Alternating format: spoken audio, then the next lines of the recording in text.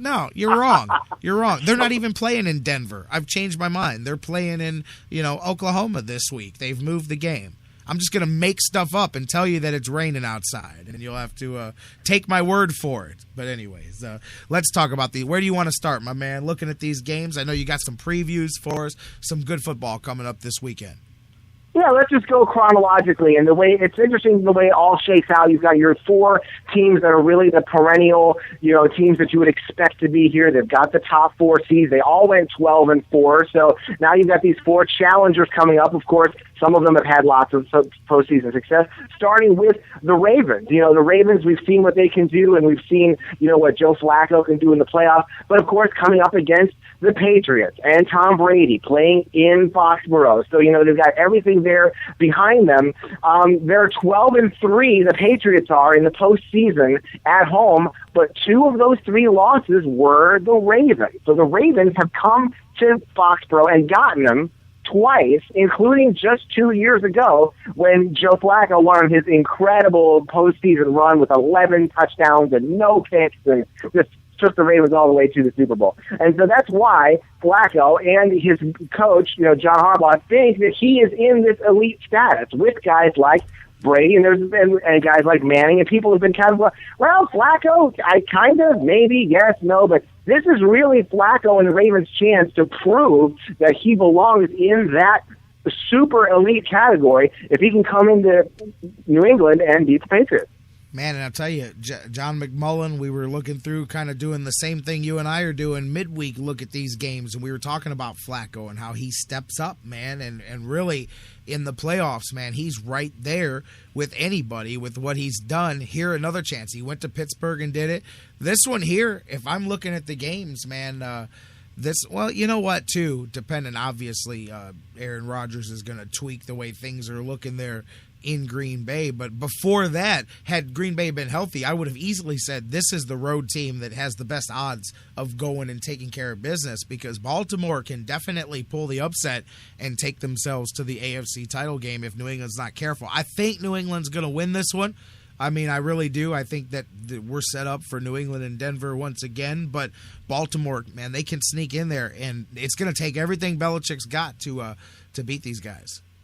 That's right. I think the Ravens definitely have a chance, and I think the Patriots in a lot of ways have really underachieved over the years in the playoffs. I kind of compare them to the Atlanta Braves, how they've always been really, really good. They had the 1 year that they broke through. Of course, the Patriots have, won the Super Bowl 3 times, but most recently they've gotten there, but then they've kind of fallen on their faces. But now they're really in the perfect spot because they've got home field advantage all the way through, and most importantly, they've got a healthy Rob Gronkowski, and I think he really makes a lot of difference the way he can take over a game with being a matchup disaster for the opponents, just with his size and his ability to catch the ball.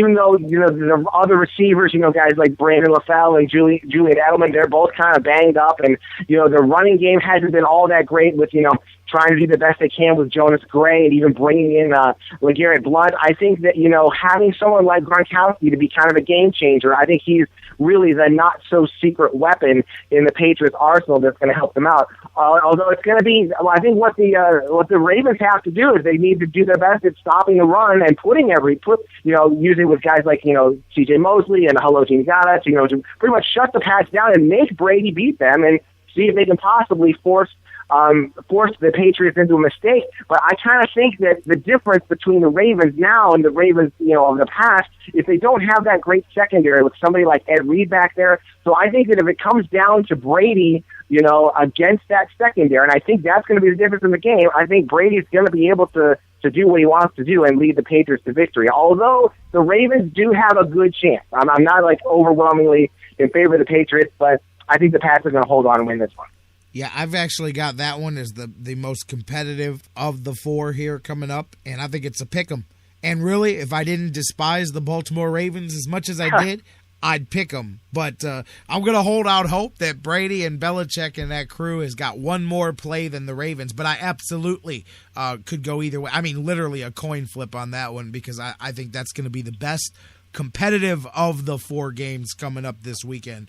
is that one there. We'll see if Baltimore can do it on the road and continue. Like we said, man, they went to Pittsburgh. They did that there, and Joe Flacco comes up big in the playoffs again. We'll see what he can do against another team known for coming. And I hear what you're saying, because even though they have won those three the championships there, I mean, obviously you can see a bit of the comparison, a good one that you made there, to the Braves because of that team. We were just talking, Mike Brandenberry and I, yesterday, when you look now and put into perspective that they had the Braves being 3 Hall of Fame starters in that rotation the way they did, and to only win the one World Series like they did, it's almost like they underachieved with the talent that they had, so that's a good way of looking at that for sure, and interesting for sure. We'll see. So who do you got? You think that you got the Patriots coming out of that one? Yeah, I have the Patriots, but it's certainly not going to be a blowout. I think it could be very close. It might even come down to a last-minute field goal. I would say, something like 23-20 or 24-21. I think the Patriots are going to win it at the end in a close one. What are we looking at weather-wise with that one? Do we have an updated because obviously I don't know about Baltimore, but most of the East Coast here being hit with at least deep freeze temperatures. Some people getting some snow in as well. I know Green Bay was getting some. I saw the Packers were tweeting out some pictures yesterday of the stadium filling up there.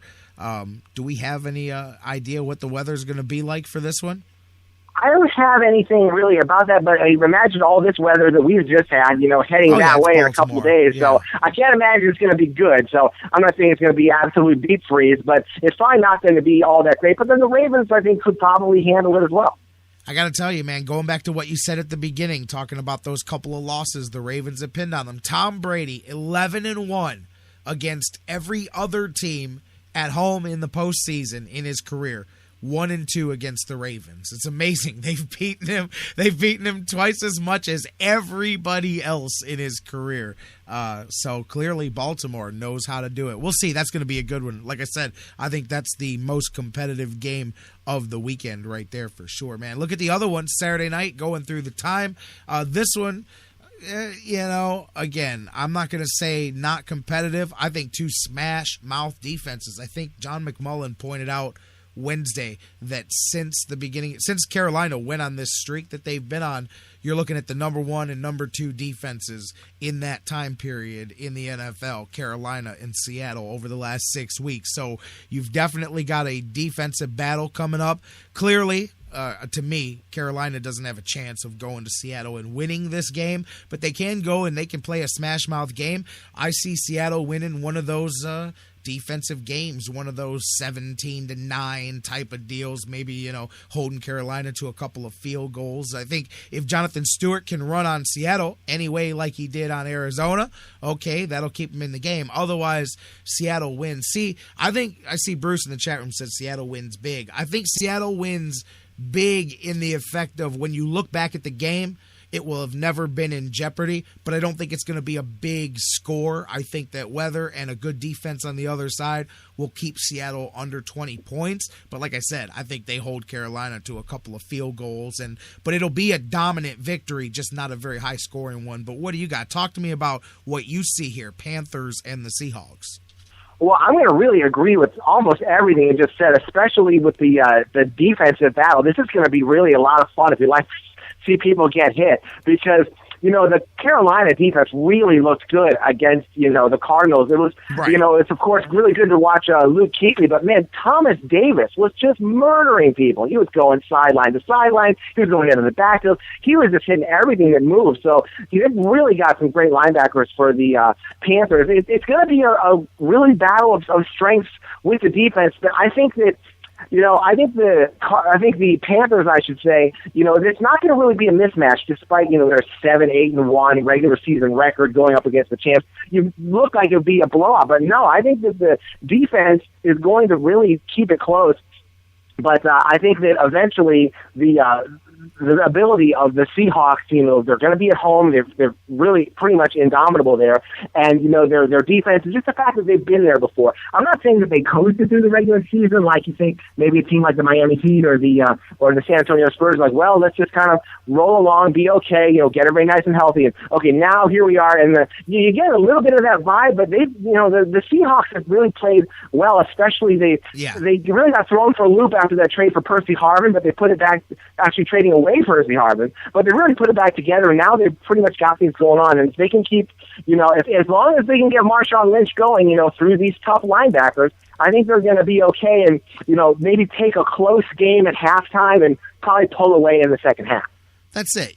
Regardless what the final score is, it's going to feel like much worse than what the final score is. I kind of see one of those games coming. Like I said, maybe a 9-10 point victory that feels more like a 30-point game because it was just never really close. I can see perhaps Carolina's defense snuffing out a couple of scores for Seattle. That's what I mean. And to where you get a game where you go, well, Seattle could have won this game 40-10. Instead, they won it, 20-10 or whatnot. But, I see that, and again, by the end of it, it's going to feel like Seattle just had their way with those guys as they're getting primed up here, obviously, for what they hope is another return trip to the Super Bowl. Going to the Sunday games, and I think the dynamics of Game 1 have completely changed, obviously, as the seriousness of Aaron Rodgers' injury begins to be realized by people.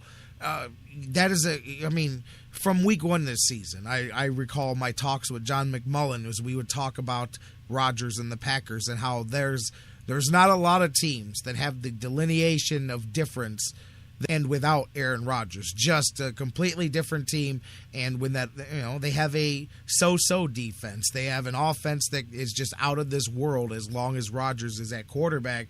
And with him being limited, he's still going to go, but man, that's a huge difference maker. The only thing that I hold out for Green Bay's hope, if you're looking at it from their side of things, is Dallas chokes in the playoffs, and weird things always seem to go wrong for them, but maybe they got through it, winning their first game the way they did, because I thought Green Bay was a lock to win this game heading into it, looking ahead, but now much less so with the snow, the cold weather, DeMarco Murray, and them Dallas being able to grind it down, slow it down, and run that style of game.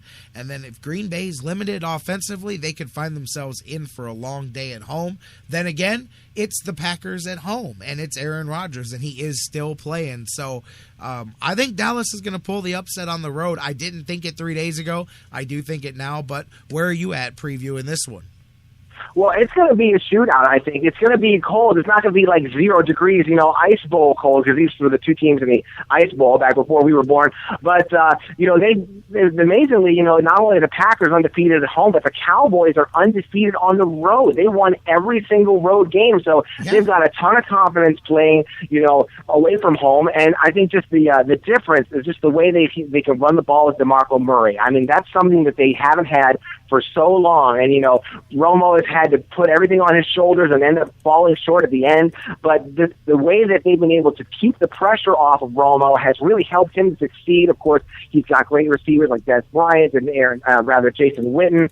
But it's going to be the most important thing the Packers can do is to stop DeMarco Murray on the ground. And they were really having a hard time stopping the run until halfway through the season when they decided, you know what, we're going to take Clay Matthews and we're going to tell him quit rushing the passer and go to the inside and stop the run. And boom, I'm sure he didn't do it single-handedly, but, their yards rushing just got cut in half from 150 yards a game to something like 80. So that shows you what a great player, a great complete player that Clay Matthews is. So this is really going to be a tall order for him and the rest of the Packers to stop Murray and keep him from running wild, because if you can, then you do start to put the pressure on Tony Romo, and you just hope it's starts to awaken the ghosts of screw-ups past and hope that he will somehow screw things up at the end. But on the other side, you got to wonder just how Aaron Rodgers is going to be. I know that the Packers are putting on a brave face, like, oh, well, he'll be fine. And, yeah, his mobility is okay, but, boy, I've got like a slight tear in your calf. I don't think I would want that even when I'm not trying to play football at a high level. So you got to wonder if Rodgers is going to be pretty much like a statue back there, and if so, the Cowboys are going to have to find a way to attack him and really exploit that weakness. That's going to be the most important thing is for Rodgers to stay healthy and to sort of keep from being a sitting duck back there. Last time those two teams played, by the way, DeMarco Murray, 134 on 18 carries and a touchdown. You brought up something in your talk there.